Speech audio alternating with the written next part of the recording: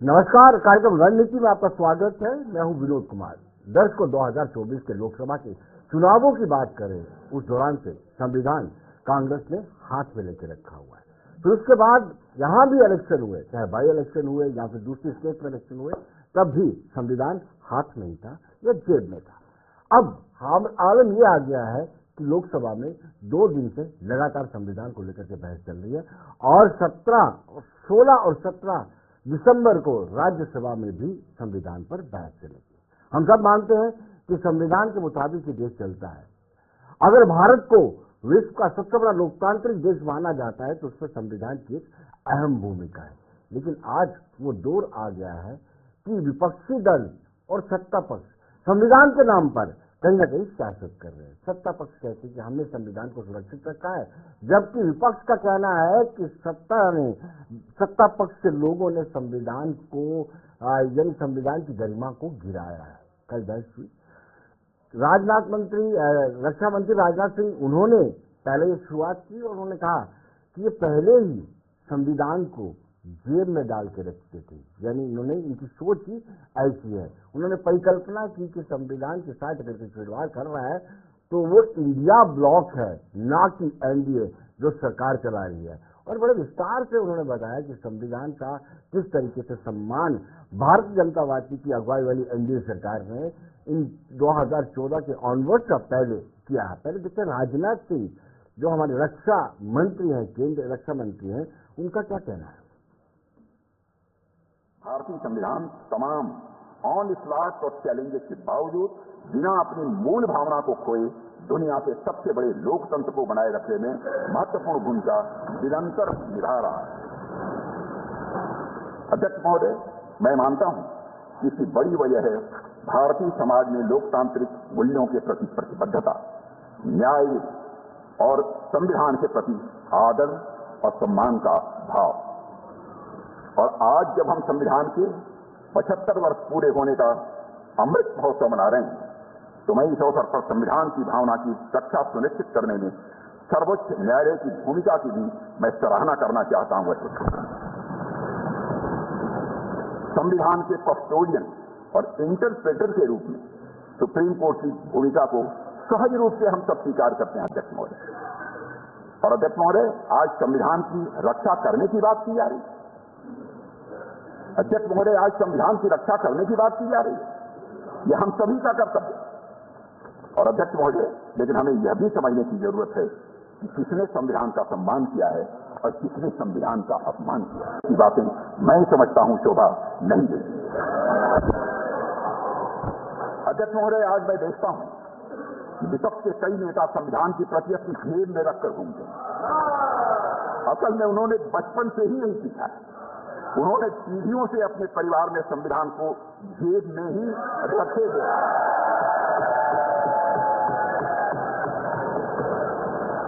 लेकिन अध्यक्ष महोदय, भारतीय जनता पार्टी संविधान को सिर माथे पर लगाती है। बातें मैं चलिए देखिए किस तरीके से संविधान को लेकर के राजनाथ सिंह जो रक्षा मंत्री है, उन्होंने तंज कसा है कि कुछ लोग पीढ़ियों से संविधान को, यानी कांग्रेस पर नाम लिए बजाय उन्होंने कहा कि कुछ लोग पीढ़ियों से संविधान को जेब में रखते आ रहे हैं और मान सकते हैं कि किस तरीके से वो संविधान का सम्मान करते हैं या संरक्षण करते हैं। हालांकि प्रियंका गांधी वाड्रा को पहली मर्तबा मौका मिला और उन्होंने भी जमकर प्रहार किया। उन्होंने कहा कि ये देश उठेगा, लड़ेगा, न्याय मांगेगा, सत्यमेव की जय होगी। उन्होंने कहा कि आज राजा के देश तो बदलते हैं लेकिन जनता की आलोचना सुनने की हिम्मत नहीं है।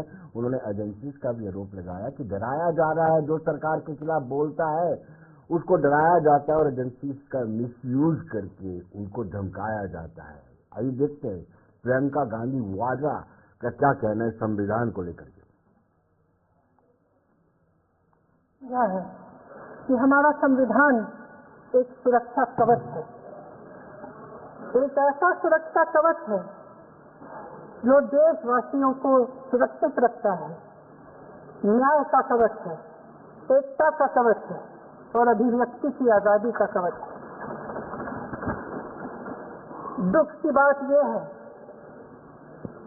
कि मेरे सत्ता पक्ष के साथी जो बहुत बड़ी बड़ी बातें करते हैं, इन्होंने इन 10 सालों में ये सुरक्षा कवच, सत्ता पक्ष के मेरे साथियों ने ये सुरक्षा कवच तोड़ने का पूरा प्रयास किया है।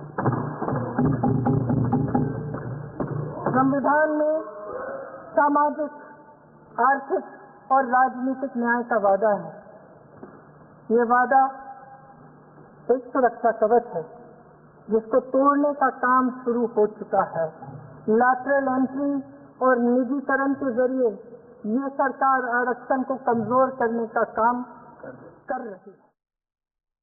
तो दर्शकों, आपने देखा जिस तरीके से प्रियंका गांधी ने कहा कि ये सुरक्षा कवच है, न्याय और एकता का सुरक्षा कवच है।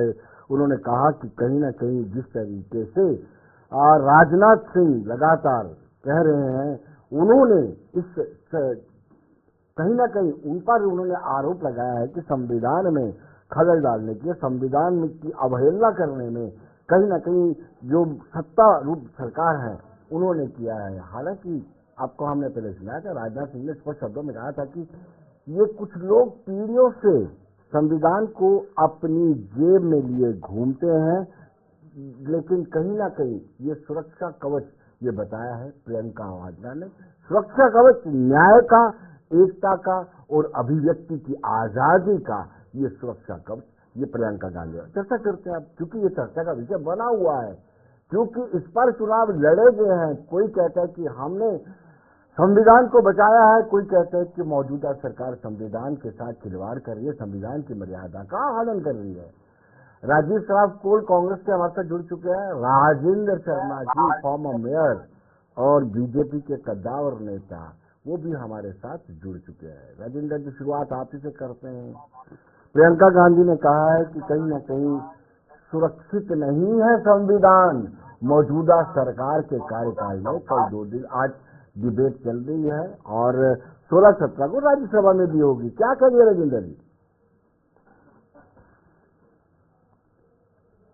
विनोद जी, हमारा संविधान हमें कहता है, we the people of India solemnly affirm to secure political, economical and social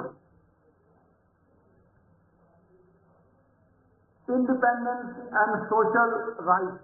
जी, उसके हिसाब से अगर आप देखें, भारतीय जनता पार्टी ने जो आज तक काम किए हैं वो इसी आधार पर किए हैं, और चाहे हमारी इकोनॉमिकल डेवलपमेंट हो, पूरी दुनिया में आज हमारी 5th लार्जेस्ट इकोनॉमी है और जीडीपी हमारी 7% है।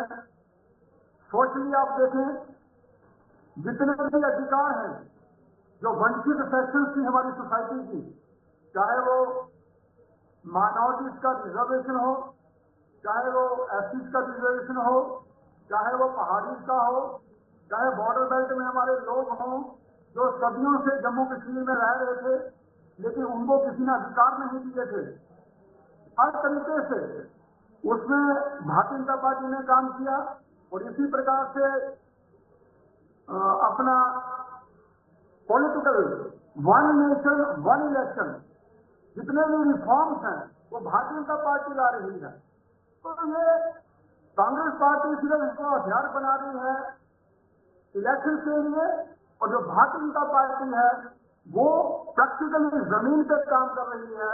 और इसीलिए लोगों ने तीसरी बार भारतीय जनता पार्टी को चुना, और इतनी देर के बाद हमारे जितने भी इलेक्शन हुए हैं, तीसरी बार सरकार आई है। और अगर लोगों के लिए हमने काम नहीं किए और अगर हमने माइनॉरिटीज का राइट्स उनको संरक्षित नहीं रखा और सोशली हमने काम नहीं किए, तो हम तीसरी बार सत्ता में कैसे आए। दूसरी बात यह है कि जो लोग संविधान की पुस्तक हाथ में लेकर चलते थे, उनको तो यही नहीं मालूम इसमें टोटल पन्ने कितने हैं, कभी उन्होंने उसमें पढ़ा नहीं। तो मैं ये सोचता हूँ इसमें पॉलिटिक्स कर रहे हैं, और हकीकत में अगर कोई काम कर रहा है तो भारतीय जनता पार्टी कर रही है, और वो आपने देखा। राजीव जी, आपसे जानना चाहेंगे, उन्होंने सीधे तौर पर कहा कि कुछ लोग पीढ़ियों से संविधान को जेब में रखते, राजनाथ सिंह ने कहा। और दूसरा राजेंद्र शर्मा जी का ये कहना है कि अगर वाकई हम संविधान के साथ छेड़खानी कर रहे होते या संविधान हमारी निगाह में असुरक्षित होता तो लगातार हैट्रिक नहीं मारते, तीसरी बार जीत के नहीं आते। बताएं। धन्यवाद विनोद जी। अगर आप ध्यान से देखें, जब 2024 का चुनाव हुआ जी, इससे पहले करनाल के इनके बीजेपी के हेगड़े जी ने कहा हमें बहुमत दिलाओ, हम संविधान बदल देंगे। लालू सिंह अयोध्या के जो सांसद हैं उन्होंने कहा हमें मजाती 415 दिलाओ, हम संविधान बदलेंगे। ज्योति मिर्जा ने कहा कि हम बदलेंगे, संविधान बदलेंगे अगर आप हमारा 415 का टारगेट पूरा करते हो। तो जब इन्होंने उस पर कोई खंडन भी नहीं किया, मैं आपसे ये आपके माध्यम से पूछना चाहता हूँ, क्या इनकी नीयत नहीं थी कि संविधान बदलने की? इन्होंने क्यों इनको शराब किया और उनको क्यों नहीं उस बात को क्रिटिसाइज किया या कंडेम किया? कहीं भाजपा का आया कि मुझे आप बयान बता दिया, उसको कंडेम किया गया, लेकिन उन्होंने कहीं कंडेम नहीं किया। ये आरएसएस की बंच ऑफ थॉट्स वाली फिलॉसफी पे चल रहे हैं। ये चाहते हैं कि जो आरक्षण गरीबों को रिकल सेक्शन को या बाकी जनजातियों को मिलता है, ये उनको खत्म, ये उनके विरोधी रहे हैं शुरू से। और आज मैं आपको ये बता दूं, हमारा संविधान जो है हर एक को अपनी उसकी सुरक्षा प्रदान करता है, उनको उनका हक दिलाता है, न्याय करता है, और ये उसको बदलने की बात करते हैं। अब जब लोगों ने इनको इनकी औकात बताया तब इनको समझ आया का हमारा फार्मूला फेल था। अब इसी तरह अगर आप देखोगे 3 दफा है तो 2014 में जो इनकी वोट परसेंटेज थी वो 19 में गिरी, 19 से गिर के वोट परसेंटेज इनका लगातार गिरता जा रहा है। तो लोग इनको अच्छे से समझ चुके हैं कि ये संविधान के खिलाफ है, इनकी सोच संविधान के खिलाफ है, भले आज ये चुप है। चलिए राजीव जी, आप मुझे ये बताइए, आरएसएस का वंश ऑफ थॉट क्या देश के खिलाफ है? आरएसएस का वंश ऑफ थॉट क्या देश के खिलाफ है? क्यों पंडित नेहरू ने राष्ट्रीय स्वयंसेवक संघ को 26 जनवरी में न्योता दिया था परेड करने के लिए? और मेरी बात आप समझे विनोद जी, आज तक संघ ने तिरंगा नहीं चलाया। ये देशभक्ति की बात करते हैं। अभी पिछले 1-2 साल पहले भी कोई मजबूरी में जब पूरे हिंदुस्तान में हाहाकार मची तब इन्होंने तिरंगा वहां लगाया। इससे पहले इन्होंने अपना तिरंगा इतने साल लगाए रखा। ये कौन से संविधान की बात कर रहे हैं? ये तिरंगा अपने हेडक्वार्टर में नहीं लगाते थे जी, 70 साल में तो तिरंगा वहां। लेकिन मैं आपसे पूछना चाहता हूँ कि वंश ऑफ थॉट से एग्री नहीं है आप राष्ट्रीय स्वयंसेवक संघ के, तो क्यों पंडित नेहरू ने इनको निमंत्रण दिया था, आइए गणतंत्र दिवस पर परेड में शामिल हो जाइए? मेरा सवाल ये था आपसे। देखिए, जो भी प्रधानमंत्री होते हैं उनके सबको न्योते जाते हैं, ऐसा नहीं है। जम्मू कश्मीर में भी अगर 26 जनवरी होती, 15 अगस्त होता तो सबको न्योते जाते हैं। पहले नहीं जाया करते थे। कल को बुलाएंगे और शिवसेना को नहीं बुलाएंगे, या शिवसेना को नहीं बुलाएंगे तो बाकी किसी को नहीं बुलाएंगे। हर पार्टी जो रीजनल पार्टी जो होती है उनका रजिस्टर होता है, उन सबको न्योते जाते हैं। जी, राजेंद्र जी, इन्होंने कहा कि वंश ऑफ थॉट आरएसएस का ये कहते हैं कि संविधान के साथ छेड़खानी की जाए, वो राष्ट्रहित में नहीं है।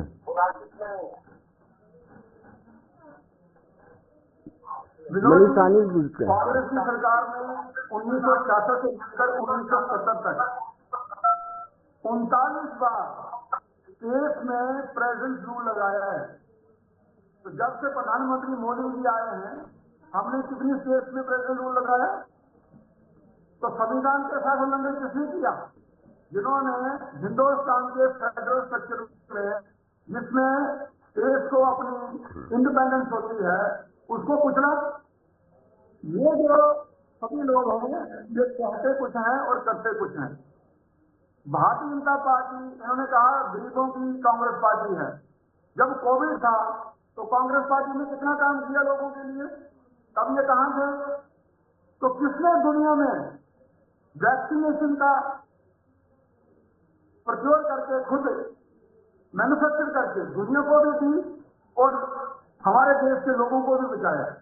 आज कितने लोगों गरीबों को मुफ्त में राशन मिल रहा है, वो किसने दिया? आज जो एमएसपी है 2014 से आज वो कितने गुना बढ़ गया? 2014 में एमएसपी था 1400 रुपया और आज हो गया 2425 रुपए। तो हर तरीके से, चाहे वो अपलिफ्टमेंट हो, चाहे वो इकोनॉमी हो, चाहे वो इंटरनेशनल ऑर्डर में इंडिया का स्टेटस हो, चाहे वो पॉलिटिकल रिफॉर्म्स हो, हर तरीके से भारतीय जनता पार्टी काम कर रही है और इसीलिए उनको जनता का आशीर्वाद प्राप्त है। तो ये काम सारे भारतीय जनता पार्टी कर रही है। हाँ, कहीं एक दो ऐसे वक्तव्य आते हैं किसी व्यक्तियों के द्वारा, पार्टी के द्वारा नहीं, व्यक्तियों के द्वारा। कांग्रेस पार्टी उसको आप उन व्यक्ति विशेष को राजेंद्र जी नकेल नहीं कर सकते हैं। आप उन व्यक्तियों को नकेल नहीं कर सकते हैं जो इस तरह की टिप्पणी करते हैं कि हमें 400 से ज्यादा सीटें दीजिए, हम संविधान बदल देंगे। वो कितना डैमेज करते हैं ऐसे स्टेटमेंट आपको? देखिए, मैं इसमें ये बात जरूर मानूंगा कि ऐसी जो स्टेटमेंट है, हम सबको इन स्टेटमेंटों से बचना चाहिए। लेकिन क्या है कि ये एक ह्यूमन नेचर है, तो कई बार ऐसी बातें निकल आती हैं। लेकिन आप अगर ध्यान से अगर हम ये देखेंगे कि जम्मू कश्मीर में ही अगर आप लेंगे, हमारे यहाँ कितना डेवलपमेंट हुआ, ये सब मोदी सरकार के आने के बाद हुआ। चाहे वो किसान हो, किसान सम्मान निधि है, चाहे हमारे वो गरीब भाई हो, उनके लिए फ्री राशन है, हेल्थ केयर है, मेडिकल, हर जगह। क्योंकि हमारा बेसिक मकसद क्या है?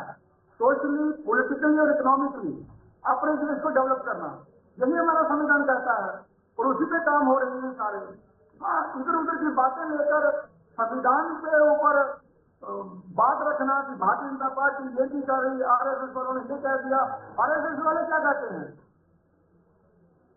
एक भारत श्रेष्ठ भारत ये नीति है, तो क्या भारत श्रेष्ठ नहीं होना चाहिए? क्या भारत एक नहीं होना चाहिए? तो भारतीय जनता पार्टी क्या करती है? वन नेशन वन इलेक्शन, क्या वन नेशन वन इलेक्शन नहीं होना चाहिए? इन सब चीजों से इनको जब इश्यूज में, रिजर्सल में और इनकी नीति में फर्क नजर आता है, क्योंकि इन्होंने माइनॉरिटीज का अपीसमेंट किया है, आज तक माइनॉरिटीज के लिए काम नहीं किया। यहाँ कितने लोगों की सरकार रही, लेकिन जो हमारे माइनॉरिटीज के लोग हैं, जो हमारा ओबीसी का रिजर्वेशन है, जो हमारा एसटी का रिजर्वेशन है, पॉलिटिकल रिजर्वेशन की बात कर रहा हूँ, वो तो इन्होंने आज तक दिया नहीं। और बात ये कहेंगे कि हमने सोशल अपीसमेंट कर दिया। जितने हमारे बुजुर्ग भाई थे उनको आज तक इन्होंने उनके अधिकार नहीं दिए, वो भारतीय जनता पार्टी ने दिए। हमारे कश्मीरी पंडित भाई यहाँ कश्मीर से निकाले गए, उनको अधिकार किसने दिए? पॉलिटिकल एम्पावरमेंट किसने दी? वो भारतीय जनता पार्टी ने की। जब उनकी 2 सीटें अभी हमने नॉमिनेट की हैं, तो हर तरीके से भारतीय जनता पार्टी सभी सेक्शन ऑफ सोसाइटी को साथ में लेकर चल रही है, चाहे वो मुस्लिम हो, हिंदू हो, सिख हो, ईसाई हो, सभी लोग। तो जब वो सब एक भारत श्रेष्ठ भारत की बात करते हैं, कांग्रेस की दिक्कत यहाँ आती है। चलिए, मनीष साहनी से जानना चाहेंगे। साहनी साहब, इन दिनों चर्चाओं का विषय बना हुआ है, लोकसभा में चर्चा चल रही है संविधान पर, और 16-17 को राज्यसभा में भी चलेगी। आप इसको कैसे देखते हैं? जी मनीष जी, अभी आपने बीजेपी के प्रवक्ता भी बड़े अच्छे दोस्त भी हैं मेरे, मैं बल्कि उनकी बात करूंगा। आप संविधान पर सवाल पूछ रहे हैं, ये अपने जो है प्रधानमंत्री जी का गुणगान करने में लग जाते हैं, कांग्रेस के ऊपर जो है नुक्ताचीनियां निकालने लग जाते हैं कि कांग्रेस ने 100 बार जो है संविधान में संशोधन किए। अरे संशोधन संविधान के तहत ही किए ना, किसी संविधान के बाहर जाकर संशोधन तो नहीं किए। आप लोग क्या कर रहे हैं जम्मू कश्मीर के अंदर? संविधान में जम्मू कश्मीर को भी ले लीजिए। कितने सालों बाद आपने लोकतांत्रिक प्रक्रिया बहाल की? कितने साल हो चुके हैं जम्मू कश्मीर को आपने राज्य का दर्जा नहीं दिया? ये गैर संविधानिक है। गैर संविधानिक है जो आप महाराष्ट्र के अंदर सरकारों को गिराते हैं। गैर संविधानिक है जो शिवसेना का आप जो है वो लोगो छीन लेते हैं, शिवसेना का नाम छीन लेते हैं। ये गैर संविधानिक कार्य है। और आपसे तो बिल्कुल नेतागण कहते रहे हैं 2024 के लोकसभा चुनाव में कि हमें जो है 400 सीटें दीजिए, हम संविधान को बदल देंगे, हम आरक्षण को जो है खत्म कर देंगे। गैर संविधानिक है। चर्चा इस पर होनी चाहिए। देखिए, जम्मू कश्मीर भी तो अपने संवैधानिक अधिकारों के लिए तरस रहा है। जम्मू कश्मीर को राज्य का दर्जा वापस नहीं किया जा रहा। आप सदन के अंदर जो है संविधान के ऊपर चर्चा कर रहे हो। चर्चा करना है तो जम्मू कश्मीर को भी लीजिए, मणिपुर को लीजिए। आज मणिपुर जल रहा है, मणिपुर के ऊपर कोई चर्चा होने को जो है नाम नहीं लेता कोई भी पार्टी। ना पक्ष जो है ना विपक्ष जो है जम्मू कश्मीर के ऊपर चर्चा करना चाहता है। और पक्ष जो है आप जो है वन नेशन वन इलेक्शन का बिल पास कर देते हो, इसमें आपको जो है विपक्ष की जरूरत नहीं है। आप आपदा प्रबंधन को लेकर जो है वो प्रस्ताव पास कर देते हो, मगर जम्मू कश्मीर को राज्य का दर्जा, जम्मू कश्मीर के संवैधानिक अधिकार बहाली को लेकर जो है आपको क्या मुश्किल आ जाती है, क्या मुश्किल आड़े आती है आपको? मनीष जी, आप, मुझे लगता है कि आप तो उसको भी कहेंगे कि संवैधानिक तरीके से 1997 में आपातकालीन लगाई थी इमरजेंसी, उसको भी संवैधानिक कहेंगे कि संविधान के दायरे में लाके रहेगी, उसको भी आप जस्टिफाई करेंगे उसको? देखिए अगर उसका एक पहलू देखा जाए तो मुझे लगता है आरएसएस ने भी उसको जस्टिफाई किया था, और उसका एक पहलू देखा जाए तो वो बिल्कुल संविधान के अंदर ये प्रावधान था तो इमरजेंसी लगी। कई संविधान को आड़ में रखकर या संविधान को जो है वो खत्म कर कर तो इमरजेंसी नहीं लगाई गई ना। जी जी जी जी जी दिनेश जी, आपसे जानना चाहूंगा, इस वक्त जो चर्चाएं चल रही हैं, क्या वाकई में इसकी जरूरत थी? एडवोकेट दिनेश चौहान नेशनल कॉन्फ्रेंस से ताल्लुक रखते हैं जी।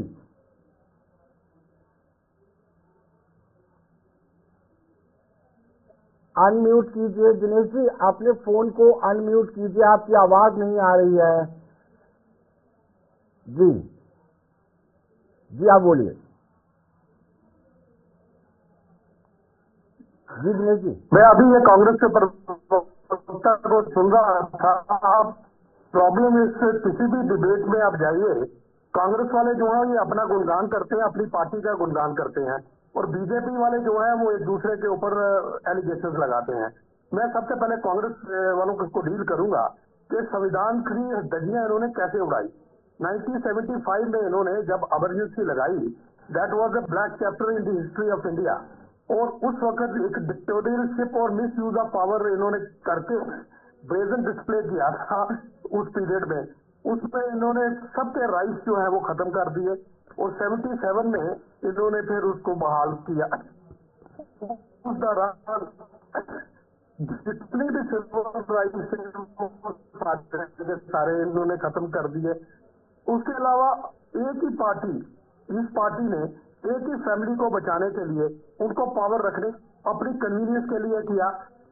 कल राजनाथ सिंह जी ने कहा कि जैसे जस्टिस खन्ना जो थे जिन्होंने डाइसेंटिंग व्यू दिया था, उन्होंने पहले ही कह दिया था कि I will be suffering the consequences, और उसके बाद इन्होंने क्या हासिल किया, जुडिशरी में इन लोगों ने इंटरफेरेंस करके जो जूनियर थे उनको सीनियर बना दिया, सीजीआई बना दिया, और जो सीनियरिटी जो एक राइट है किसी का, उसको इन्होंने बिल्कुल ही खत्म कर दिया। कांग्रेस जो है ये कोई दूध की धुली हुई पार्टी नहीं है, क्योंकि इन्होंने अपनी कन्वीनियंस के लिए एक ही फैमिली को बचाने के लिए कॉन्स्टिट्यूशन को कई बार अमेंड किया, और उसमें अपने वोट बैंक को बचाने की कोशिश की। एक ही समुदाय के लिए ये काम करते हैं, या दूसरों का राइट को ये प्रोटेक्ट नहीं करते हैं। और मैं अब आऊंगा बीजेपी के ऊपर। बीजेपी ने भी अपनी कन्वीनियंस के लिए और में रहने के लिए कॉन्स्टिट्यूशनल अमेंडमेंट की। अब ये देखिए कि इन्होंने स्टेटहुड से हमें पार्लियामेंट में इन्होंने स्टेटमेंट दिया, और उसके बाद से हम इसको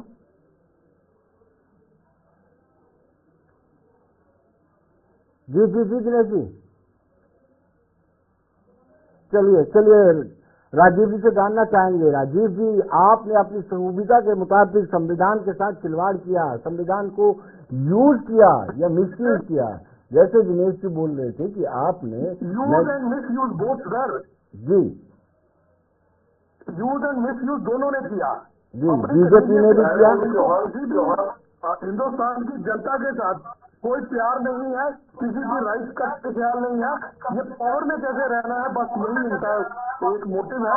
उसके लिए ये अपने कन्वीनियंस के लिए कॉन्स्टिट्यूशनल अमेंडमेंट करते हैं। चलिए चलिए चलिए चलिए दिनेश जी, मैं दोनों से पहले मैं राजीव से जानना चाहूंगा, फिर हम राजेंद्र जी से जानना चाहेंगे कि आपने अपनी सुविधा के मुताबिक जैसे आपको अच्छा लगा आपने संविधान का यूज और मिसयूज दोनों किया। पहले मैं राजीव से जानना चाहूंगा, फिर मैं राजेंद्र जी से।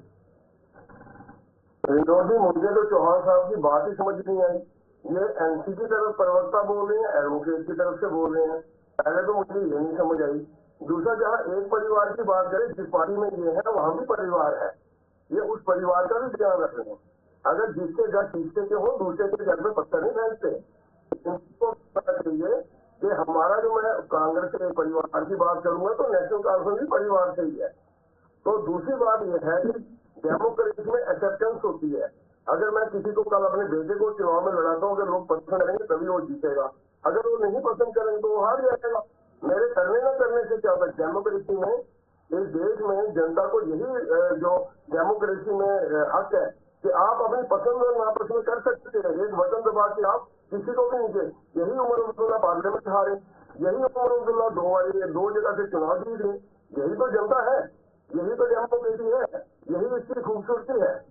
अब मैं बात करूंगा कि हमारे राजेंद्र जी हमारे बड़े भाई साहब हैं, उन्होंने कहा आपको पता सुप्रीम कोर्ट ने इस बात का संज्ञान लिया हुआ है कि भाई कब तक 81 करोड़ लोगों को मुफ्त का राशन दोगे, इनको काम भी क्यों नहीं लगाते।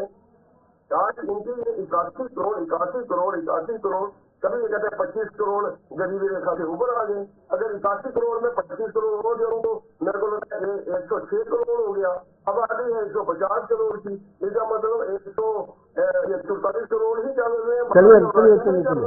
चलिए राजेंद्र जी के पास चलते हैं, लेकिन छोटे से ब्रेक के बाद लौटते हैं। इस छोटे से ब्रेक के बाद बने रहिए।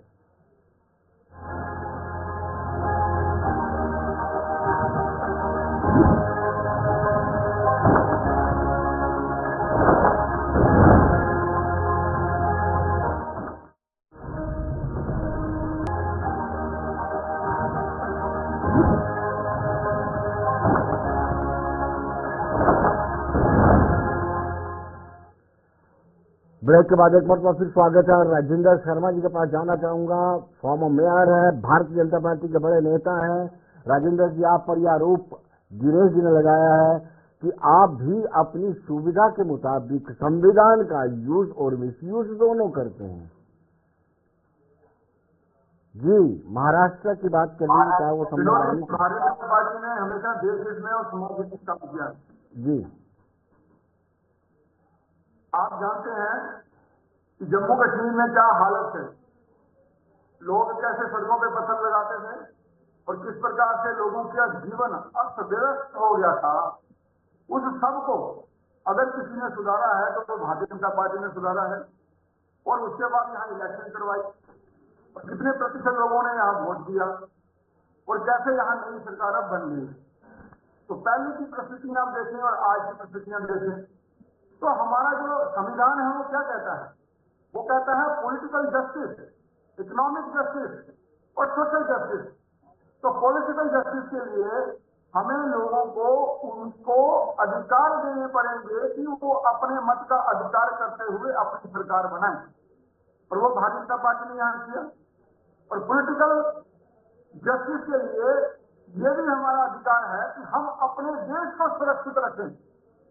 और जो यहाँ हालत है उससे हमारा देश सुरक्षित नहीं था, ये हम सब जानते हैं। और उस सिचुएशन से निकालकर आज की सिचुएशन में जो लाया गया ये भारतीय जनता पार्टी ने लाया। और उससे पहले कांग्रेस ने क्या किया, कितने अकॉर्ड साइन किए, क्या क्या नहीं किया, 370 लाया, सब कुछ यहाँ किया। और उससे हमें क्या मिला? टेररिज्म और कंफ्यूजन, ये दो चीजें हमें मिली, टेररिज्म एंड कंफ्यूजन।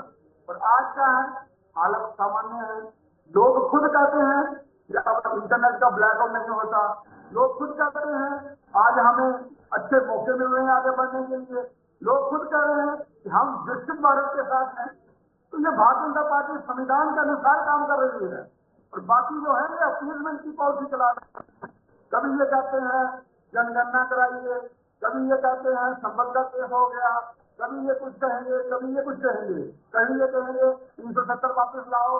ये चीजें अब वापस आने वाली नहीं है, क्योंकि इसको जो हमारे देश की डेमोक्रेटिक इंस्टीट्यूशन है पार्लियामेंट, उसने पास किया और सुप्रीम कोर्ट ऑफ इंडिया ने अपहेल्ड किया।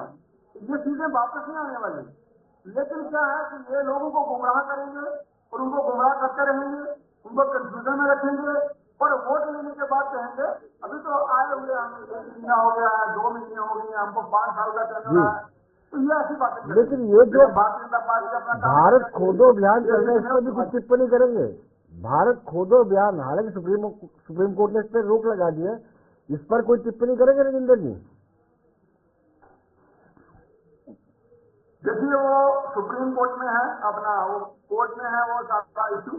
और साथ में ये बात तो तय होनी ही चाहिए कि हमारा इतिहास क्या कहता है, और इतिहास जो कहता है वो सार्वजनिक होना चाहिए।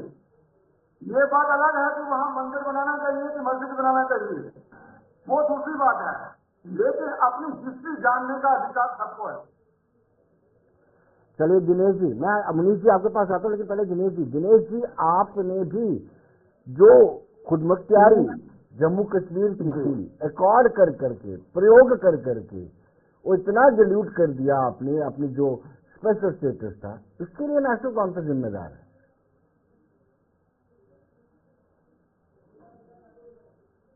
जी दिनेश जी, चलिए मनीष जी जानना चाहते हैं। मनीष जी आप क्या टिप्पणी करेंगे? दिनेश जी आप सुन पा रहे हैं मुझे? देखिए पहले जी दिनेश जी आप मुझे सुन पा रहे हैं? दिनेश जी से संपर्क करके मैं मनीष जी से जानना चाहते हैं। मनीष जी, जिस तरीके से अब हो रहा है संविधान पर सियासत चल रही है, आप क्या कहेंगे? लगातार आरोप प्रत्यारोप, भारतीय जनता पार्टी कह रही है कि सबसे बड़े संविधान के संरक्षक हम हैं, कांग्रेस कह रही है कि भारतीय जनता पार्टी को हम रोक रहे हैं, अदरवाइज वो संविधान ही बदल देते हैं। देखिए पहले तो आपने बीजेपी के प्रवक्ता से पूछा था कि महाराष्ट्र पर बताइए कि आपने संविधानिक किया, इन्होंने क्या किया? इधर उधर की बातें शुरू हो गई, जम्मू कश्मीर पर ले आए, मगर महाराष्ट्र में जो गैर संविधानिक तरीके से जो सुप्रीम कोर्ट ने भी कहा कि जो सरकार चलाई जा रही थी उस पर कुछ नहीं बोले। और मुझे एक और बड़ी ज्यादा जो है हैरानी हुई, इन्होंने देश को असुरक्षित बताया अभी कुछ देर पहले कि इस साल में मोदी जी के आने से पहले देश असुरक्षित था। मुझे लगता है कि ये इतना बड़ा जो है वो बयान दे रहे हैं, हमारे सुरक्षा कर्मियों पर जो है सवाल खड़े कर रहे हैं। देश की आर्मी जो विश्व की सबसे बढ़िया आर्मी है, हमारे पास सबसे बढ़िया जो है वायुसेना है, थल सेना है, जल सेना, उन पर ये जो है सवाल खड़े कर रहे हैं और उंगली जब ये दूसरों पर उठाते हैं। देखिए संविधान की अगर असली बात करनी है तो इनको बताइए कि जम्मू कश्मीर में आपने कौन से संवैधानिक अधिकारों की बहाली की? जम्मू कश्मीर से राज्य का दर्जा छीनना क्या संवैधानिक अधिकार था? 5.5 साल से आपने राज्य का दर्जा हमें वापिस नहीं कर रहे, क्या वो संवैधानिक तरीके से आपने छीना है? राज्य का दर्जा कब बहाल किया जाएगा? आज जो सत्ता के अंदर है इसकी मनमर्जी के ऊपर जो है वो संविधान को अपने तरीके से इस्तेमाल करता है। और सबसे बढ़िया मुझे इस डिबेट के अंदर विनोद जी क्या लगा कि आज नेशनल कॉन्फ्रेंस में भी जो है भारतीय संविधान की तारीफ की और भारतीय संविधान के जो है नेता ने जो है कांग्रेस और बीजेपी को कटघरे में खड़ा किया। ये बहुत अच्छा लगा सुनकर कि नेशनल कॉन्फ्रेंस ने भी जो है कम से कम भारतीय संविधान को अपनाया, जो कभी संविधान जो है ना अपनाने का जो है यहाँ पर दावा करती थी।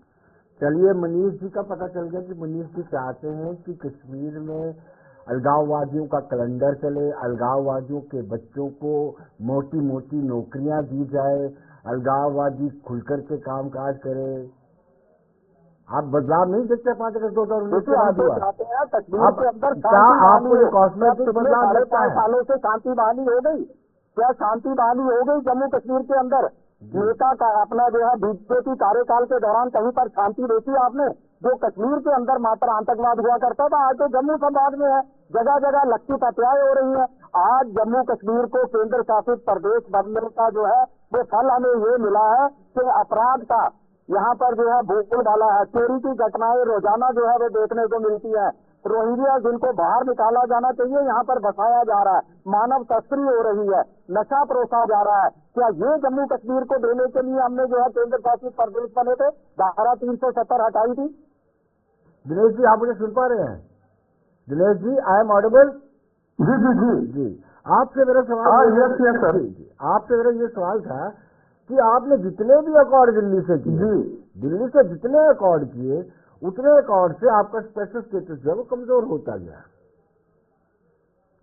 370 में देखिए जो भी स्पेशल स्टेटस के लिए हमने अकॉर्ड जितने भी किए उस वक्त कांग्रेस गवर्नमेंट के साथ, वो हमने इसलिए किए क्योंकि जो जम्मू कश्मीर के लोगों के हित के लिए किए, उसमें कोई ऐसा इलीगल अकॉर्ड नहीं हमने किया उस वक्त। अब मैं आऊंगा राजेंद्र जी की बात करूंगा कि इन्होंने कहा कि आज से पहले लोग यहाँ इलेक्शन में पार्टिसिपेट नहीं करते थे और उसका भी श्रेय अपने आप लेने की कोशिश कर रहे हैं कि लोगों ने 62% जो पोलिंग हुई है वो भारतीय जनता पार्टी की वजह से हुई है।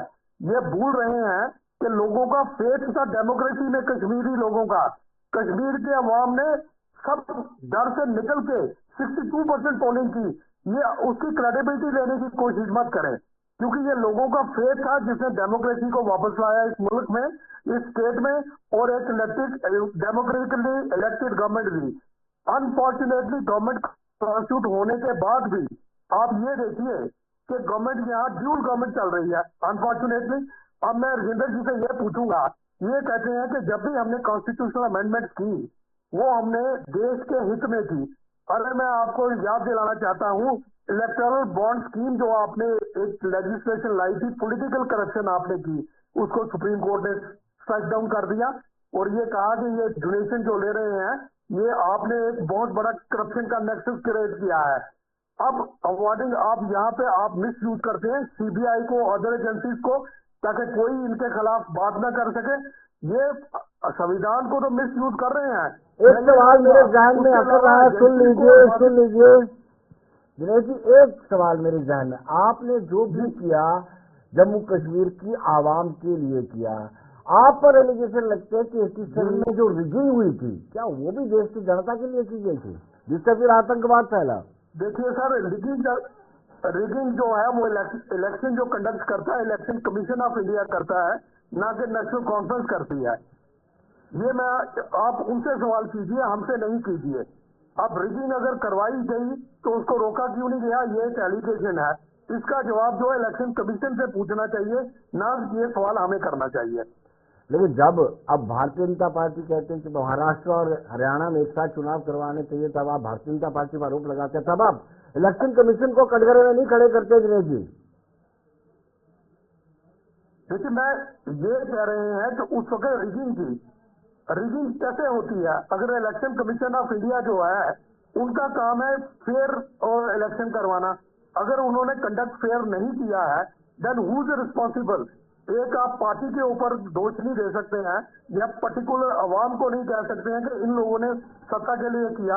अब ये देखिए, रिगिंग के अलावा ये एलिगेशन जो इन्होंने लगाया है, मैं कांग्रेस बीजेपी से ये पूछना चाहता हूं कि आप जो इलेक्शन में अभी कितने रिजल्ट आए हैं, आपने टॉक्सी सर्वे कैसे किया? महाराष्ट्र ही एक एग्जाम्पल है, राजीव जी जो कह रहे हैं उसका जवाब दीजिए आप।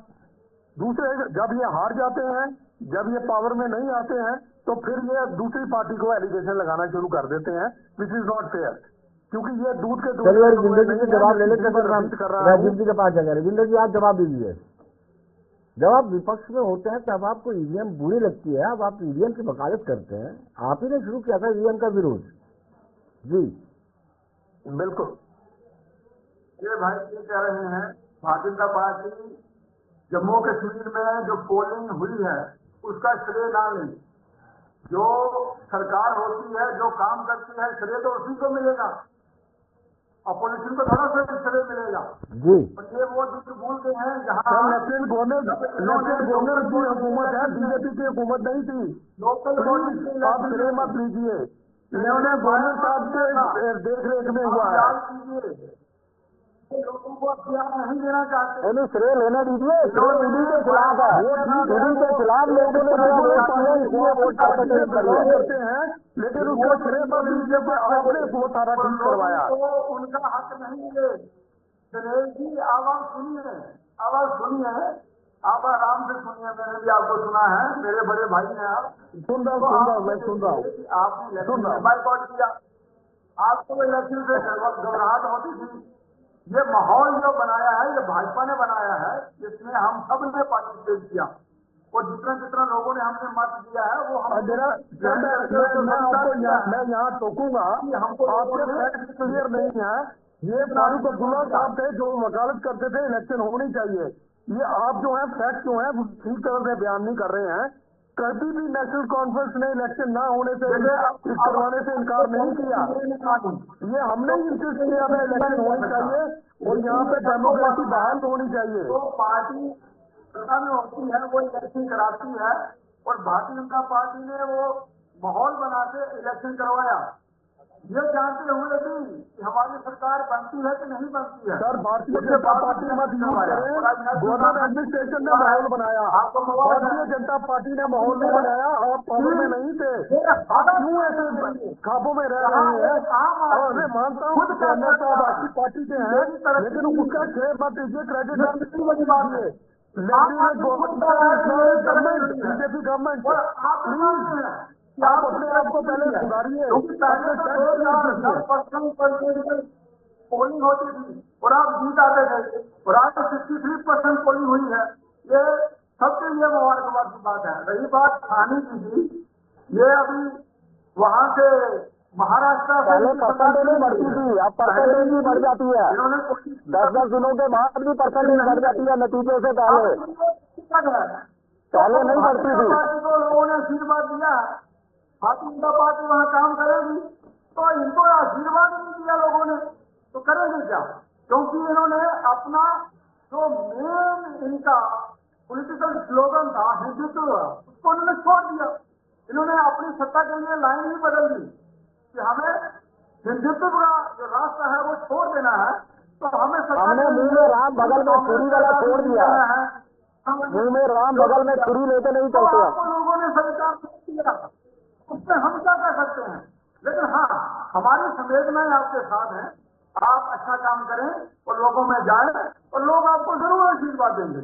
तो भारतीय जनता पार्टी वही काम कर रही है कि लोगों के साथ में लोगों का काम कर रही है, समाज का काम कर रही है, देश हित में काम कर रही है, irrespective of the appeasement policy, जो सबके लिए एक है। एक भारत श्रेष्ठ भारत के लिए काम कर रही है, विकसित भारत के लिए काम कर रही है। तो यही हमारा संविधान कहता है। बोले झारखंड के काम नहीं किया गया, झारखंड की जनता के लिए काम नहीं किया गया। मैं यहाँ कश्मीर की जनता के लिए काम नहीं यहाँ किया। राजेंद्र जी को यहाँ इंटरप्ट करूंगा कि आज जम्मू कश्मीर में 2 महीने से ज्यादा सरकार बनी है, आपने ट्रांजैक्शन ऑफ बिजनेस रूल्स तक नहीं बनाए। क्यों नहीं बनाए? आप जवाब दीजिए। क्यों? क्योंकि आप चाहते हैं कि इम्बैलेंस रहे। यहाँ पे एक डेमोक्रेटिकली इलेक्टेड गवर्नमेंट है, उसके पास पावर नहीं है। अनफॉर्चुनेट है ये। आप इसका जवाब दीजिए पहले। बिजनेस रूल्स आपके बन रहे हैं, आपके मुख्यमंत्री जी ने खुद कहा है कि हमारे बिजनेस रूल बन रहे हैं और जल्द ही वो आए। हम तो उम्मीद कर रहे हैं, हमने जरा बनाने हैं, वो होम मिनिस्ट्री वेट करेगी, वहां से आएंगे तभी वो इम्प्लीमेंट होंगे। हम तो रोज एक्सपेक्ट करते हैं, हम तो रोज कहते हैं कल आ रहे हैं, परसों आ रहे हैं, लेकिन आप में आपकी नीयत में खोट है, इसलिए आप अभी तक ट्रांजैक्शन ऑफ बिजनेस रूल्स नहीं निकाल रहे हैं। मिनिस्टर के पास क्या पावर है, क्या नहीं है। तो राजीव जी जानना चाहते हैं। राजीव जी, आप मुझे ये बताइए कि आपके संविधान का टोटका या संविधान का जो इशू है वो लोकसभा में तो किसी हद तक चला, लेकिन बाद में विधानसभा चुनावों में हरियाणा में भी नहीं चला और महाराष्ट्र में भी नहीं चला। आप संविधान को खतरे में बता करके लोगों को डराते रहे हैं।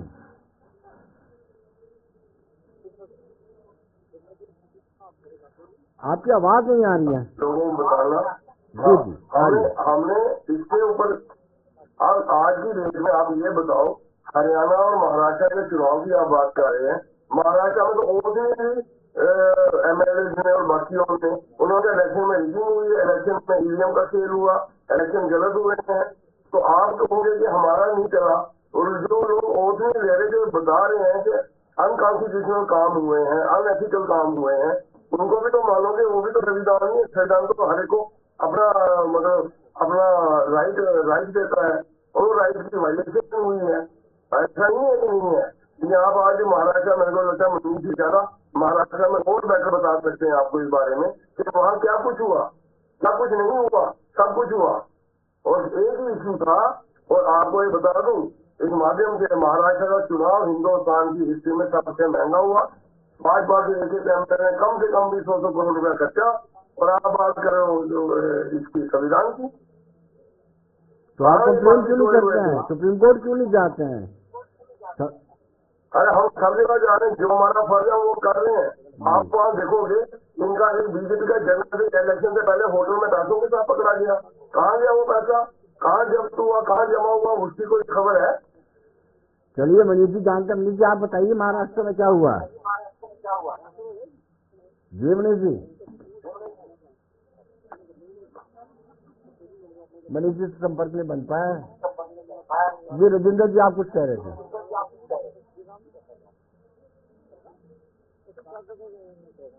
राजेंद्र जी मेरी आवाज आ रही है आप तक? जी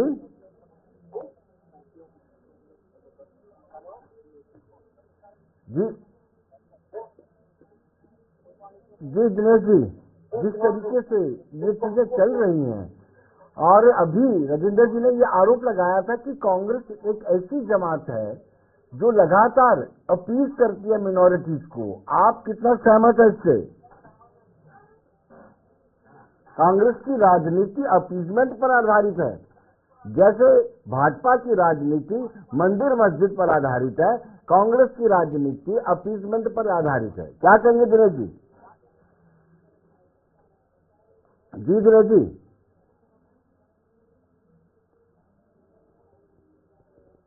चलिए दिनेश जी से भी संपर्क नहीं बन पा रहा है।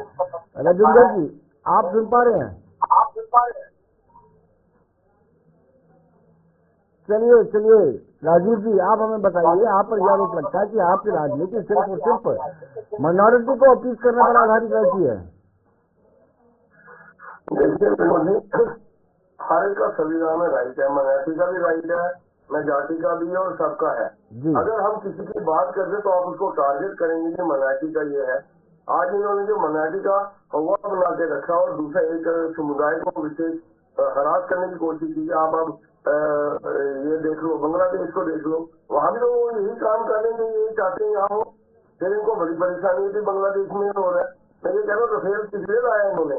रफेल जाके चक्कर तो बांग्लादेश का भी रफेल को लगवा दो, ताकि ये जो हमें लोग सोशल मीडिया पे देखते हैं क्या जुल्म हो रहे हैं, और सच्चाई तो लोगों के आगे पता लगे।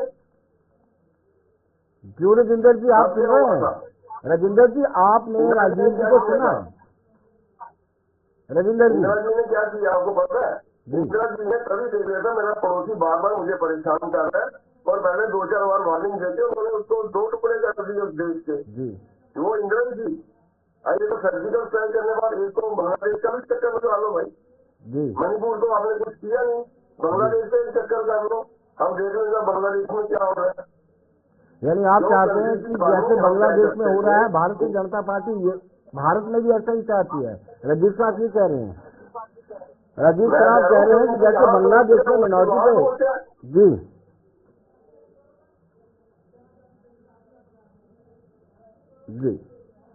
जी राजीव जी, मैं ये पूछ रहा था, आप ये चाहते हैं जैसे बांग्लादेश में हो रहा है वैसे यहाँ पे भी होना चाहिए, या भारतीय जनता पार्टी की ऐसी है?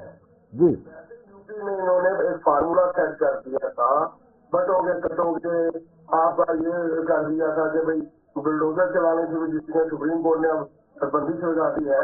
इस तरह से अब वहां का रिएक्शन वो दूसरी जगह में जाएगा, दूसरी जगह तीसरी जगह में जाएगा। इसी तरह माइनॉरिटी की सुरक्षा एक मेजॉरिटी का फर्ज बनता है। अगर आपका महिला है, आपका परिवार है, वहां पे माइनॉरिटी है, तो अगर आप उसकी सुरक्षा करते हैं। इसी तरह ये देश बहुत बड़ा है, यहाँ हिंदुओं ने माइनॉरिटी की हमेशा सुरक्षा की है, हमेशा उनको सुरक्षा प्रदान की है। तो मेरा ये मानना है कि आप बार बार इस तरह से अगर चीजें करोगे, इसका रिएक्शन जो है हमारे जो हिंदू भाई या हमारी कम्युनिटी के लोग बाहर हैं, उनके ऊपर उनको गलत टॉर्चर होता है, उस देश में उनके लिए परेशानी पैदा होती है, यहाँ के माइनॉरिटी जहाँ में जाती हो। चलिए राजीव जी, बहुत बहुत शुक्रिया आपका। राजेंद्र जी बहुत बहुत शुक्रिया। दिनेश जी और मनीष जी, आप सबका बहुत बहुत शुक्रिया। तो दर्शकों, बने रहिए देश दुनिया की खबरों के लिए और मुझे दीजिए इजाजत। नमस्कार।